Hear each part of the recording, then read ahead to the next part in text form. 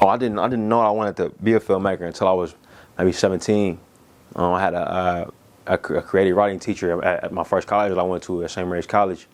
Tell me I should look into it after reading an assignment that I did. At that point, I was majoring in chemistry and playing football on scholarship, and I didn't really know what to think of what she said at the time. But I realized looking back that I always liked watching movies, always liked telling stories, always enjoyed to write.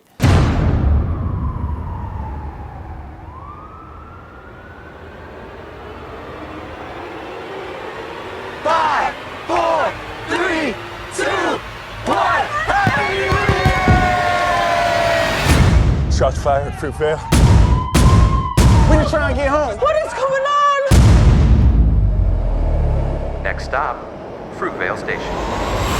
Fruitvale Station is an independent film about the last 24 hours in the life of Oscar Grant. It's based on a true story. Oscar Grant was someone who was shot in an officer-involved shooting on a BART station, on the Fruitvale BART station in Oakland, California, on New Year's Day, 2009. It was interesting because I always liked watching movies, and I mean, like, I watched a lot of pop culture films until I knew I wanted to become a filmmaker. So, when I was young, it was watching. My dad would take me to see Boys in the Hood when I was a baby. It took me to see Spike Lee.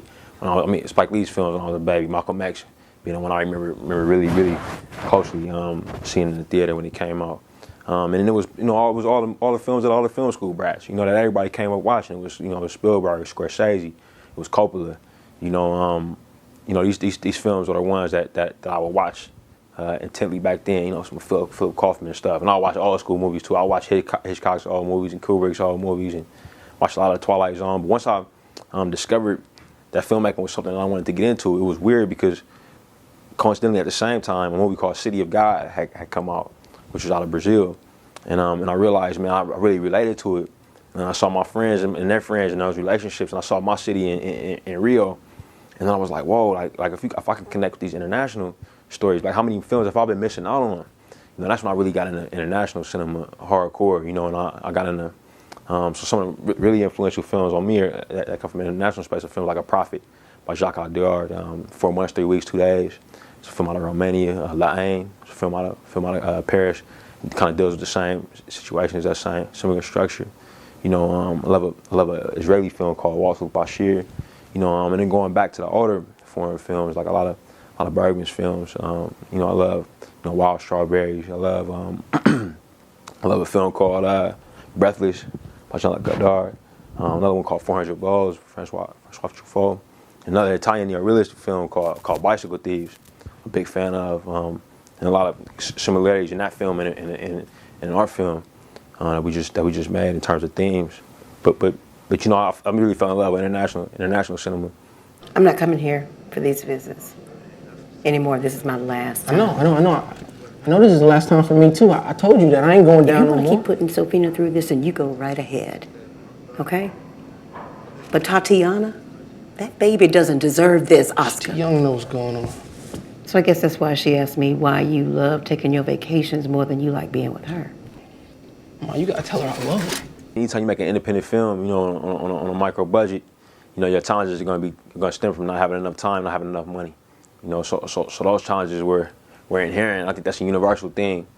We also had the issue of it being, based on a true story and based on a story that didn't happen that long ago. So there was a lot of strong feelings about what we were working on at the time, right there in the Bay Area. But I mean, it kind of went from being a challenge to a benefit, because people were passionate about us doing it right. And people open their businesses to us, open their homes to us, and allow us to shoot in places that we probably wouldn't have been able to get, on our budget. So that was actually a challenge that turned into a blessing in many ways.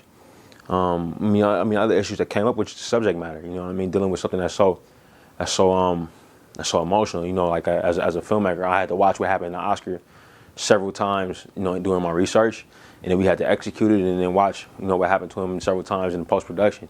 Each time you see what he goes through, it takes a little piece out of you. So that was another inherent challenge. But for me, it was always about making the best movie we could make with our resources. We had a very small budget. We had a lot of passion and support from everybody. Man, we had limited resources, and I just wanted to make the best film that we could make with the time and the resources that we had. and to hope that as many people will see it as possible. And that's really my concern. Every time it's seen and shown to an audience, man, I feel like we getting in a word right there. Put that phone away. What you got? Are you still on the train? We still at Fruitvale. Why can't you tell me what is going on? What is the problem? What did you do? Oh my God.